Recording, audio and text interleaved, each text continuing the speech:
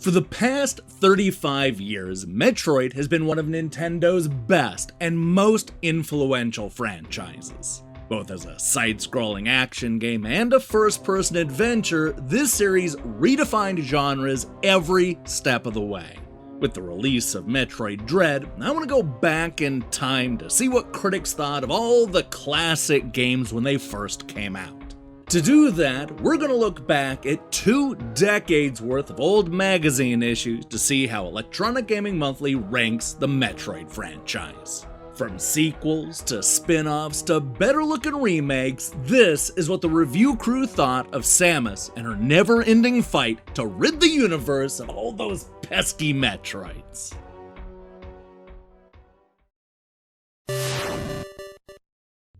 Because it was first released in 1986, Electronic Gaming Monthly never had a chance to review the original Metroid. They also skipped over reviewing Metroid 2: Return of Samus when it was released on the Game Boy in 1991. Yeah, that sucks, but look on the bright side. EGM did manage to review Metroid Prime Pinball, the game they ranked the worst installment in the entire Metroid series. Now, to be fair, it's not like the editors thought that it was bad, but rather that it was an eye-crossing headache to play. Robert complained that it can be hard to see the little rolled-up Samus ball at times, particularly during boss fights when the big fellas and their minions are pelting you with rocks or rockets or blast waves or just negative thoughts. And extra particularly when the ball gets hung up in the dead zone between the upper and lower screens. That said, the 3 editors agreed that the mashup has cool ideas and the science fiction setting lends itself well to pinball. After complaining about the lack of a tilt option, David called Metroid Prime Pinball a good-looking, great-playing test of skill perfectly suited for twin-screen play. He also liked the soundtrack and effects, as well as the way the game uses Samus's signature weapons. It may be the lowest scoring game of the bunch, but Metroid Prime Pinball can't be too upset with a still pretty good average of 7.5 out of 10.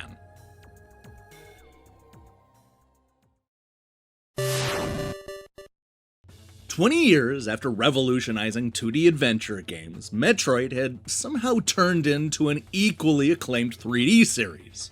In fact, the transformation was so successful that when Nintendo decided to bring a new story-based entry to the DS, they made it a first-person shooter, complete with online multiplayer death matches and everything. Both fans and critics were split on how they felt about this shift towards Halo-style action. And you can definitely see a lot of that in the EGM reviews. I think Jeremy perfectly sums up what many people were feeling at the time. I love Metroid, and I love portable games. So why am I not madly in love with Hunters? Maybe it's because it emphasizes its multiplayer aspects. Meanwhile, the single-player experience is disappointingly un-Metroid-ish.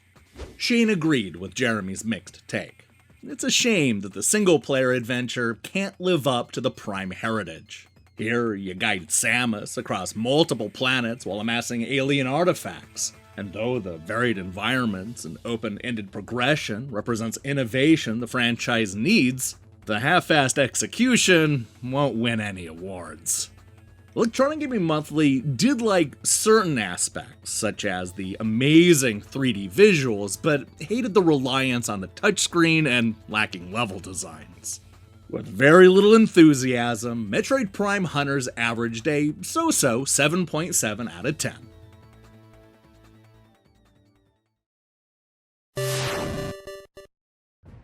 By 2007, the critics were starting to cool off on Metroid. After waiting nearly a full decade for more Samus, Nintendo spent most of the 2000s overwhelming fans with a remake, a side-scrolling sequel, a multiplayer shooter, a pinball game, and a full Prime trilogy. That's 7 games in 5 years, and you can see the fatigue setting in when you read the Metroid Prime 3 Corruption reviews. Mark puts it bluntly. In my review of the original Metroid Prime in the fall of 2002, I said it's as if the best title from 6 years in the future fell through a time warp. The funny thing is, playing Metroid Prime 3 almost 6 years later, it often does feel like the same game. While most of the editors agreed that more of the same wasn't a terrible thing, Jeremy was clearly disappointed. Yes, when it's being Metroid, corruption is great. Unfortunately, it also wants to be a fast-paced, scripted shooter. Between its pathetic AI, limited weapon selection, and lopsided difficulty, well, it's not Halo. Worse, the brilliant control scheme brings to light the fact that the Wiimote sucks at hardcore games. Perhaps the funniest part of the review comes in one of the side blurbs where EGM reveals that you can scan for hints at the upcoming Metroid Dread on DS. Ugh, I can't wait to see how relevant any of that was for the new Switch game. With an average score of 8.7 out of 10, Metroid Prime 3 Corruption lands at a respectable 6th place.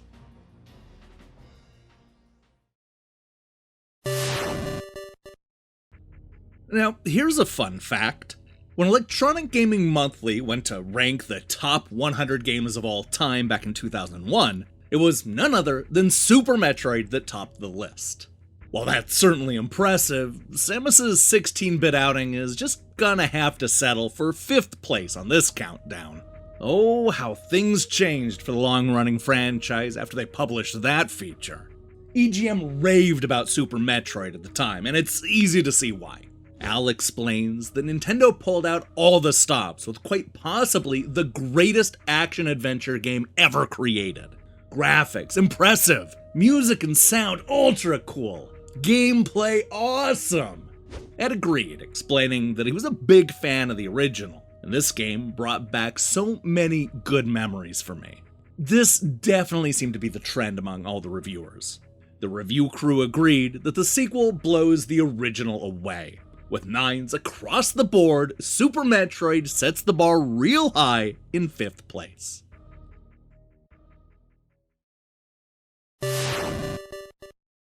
For nearly 2 decades, Metroid Fusion has had the distinction of being the last original side-scrolling Metroid game.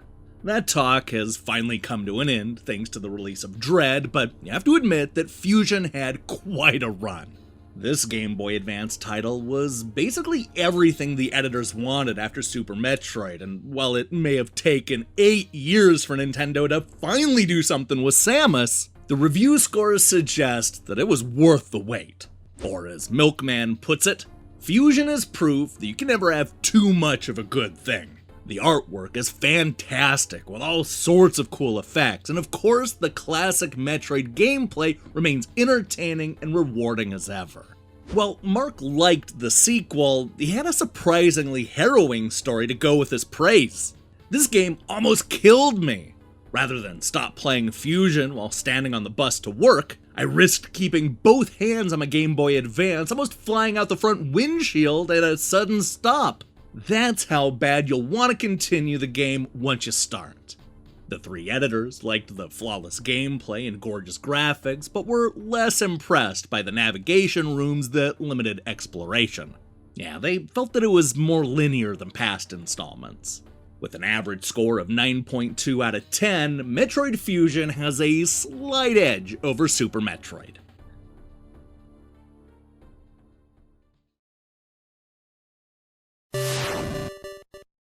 Back at the top of this list, I lamented that we'll never know what EGM would have given the original Metroid. While that's technically true, there is a loophole. Released in 2004 on the Game Boy Advance, Metroid Zero Mission is a remake of the 1986 action game that first graced the Nintendo Entertainment System. I think Shane sums it up well. Zero Mission isn't merely a portable replacement for the classic 8-bit Metroid cartridge that you foolishly sold at a yard sale. It's a remake that fleshes out every aspect of the landmark title. Zero Mission's newly organic environments pack a ton of surprises. Hundreds of tricky secrets, unexpected and challenging boss encounters, original areas to explore, and a stunning new final act that bravely eschews all the normal Metroid conventions. Crispin spends his review stressing that this is a great game, no matter if you're new to the franchise or a Samus stan. He argues that it's a great place to start, and if you're already a Metroid maniac, you'll love Zero Mission even more, regardless of whether you played the original NES game. It's certainly a more fleshed out experience, with more bosses, new sticky spots, and very cool surprises. All three editors loved the gorgeous visuals, catchy tunes, and all of the unlockables, which is why Metroid Zero Mission averages a killer score of 9.2 out of 10.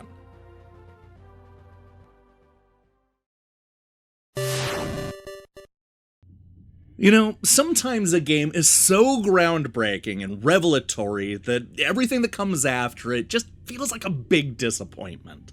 Well, that's the case with Metroid Prime, a game that exceeded all expectations and completely redefined what people should want out of both a Metroid game and a first-person adventure. No matter how good the sequel ended up being, it was never going to be able to wow the critics like that first game. So don't let the second place finish fool you, because Metroid Prime 2 Echoes is a phenomenal game that managed to outscore even the mightiest 2D installments. The only reason it's not number one is because it's impossible to compete against the original Metroid Prime. Shane was surprised that instead of going bigger and flashier, Retro Studios opted for a slightly low-key sequel. He compared it to Majora's Mask and complained that Echoes drops the ball when it comes to the plot. He was also disappointed by the world design, which feels small. Even though Aether's 4 areas exist in both the light and dark worlds, those worlds seem so similar that it all comes off as a bit cramped. Brian gave Prime 2 a perfect 10 out of 10, but acknowledged that it doesn't feel too much like the last game. In terms of weaponry and equipment, the majority of the beams, visors, and suits are completely new. Plus, the classic screw attack makes its 3D debut and pulls off a transition as beautifully as the rest of the franchise's features have.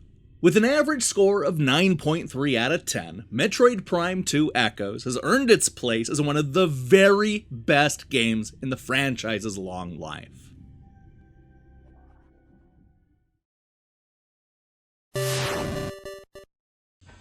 When Metroid Prime was first announced to be a first-person adventure game starring everybody's favorite female bounty hunter, longtime fans were skeptical. I mean, this was the series that was so steeped in the 2D level designs that it had inadvertently started an entire subgenre. But look, this was Nintendo, who had previously done the impossible by turning Super Mario and The Legend of Zelda into 3D masterpieces, so everybody kept an open mind, as much as they could. And it's a good thing that they did, because Metroid Prime is yet another massive sea change, forcing even the most die-hard 2D gamers to look at Samus in a whole new light. By taking everything that people loved about the side-scrolling adventures and then making them 3D, Nintendo reminded an entire generation that just because a story is told from a first-person perspective, that doesn't mean that it's going to be a mindless action game. Shane used his review to confess something big. I've gotta buy my friend Chris a copy of Prime. I bet him 2 years ago that the new Metroid wouldn't even earn a silver award. I'm glad I was wrong. He called it the best GameCube game yet and gushed over the spectacular boss fights. Miguel also had a similar change of heart. I was totally ready to hate on Metroid Prime prior to experiencing it firsthand. But the minute I set foot on Talon 4's lush overworld, I was a believer. It is simply mind-blowing on so many different levels. You must experience it. With all three editors giving the game a score of a perfect 10, Metroid Prime was both EGM's best-reviewed game of 2002 and their Game of the Year. I mean, the score is nearly a full point higher than second place, making this far and away the magazine's favorite Metroid game. Yeah, once again, Nintendo proves the skeptics wrong.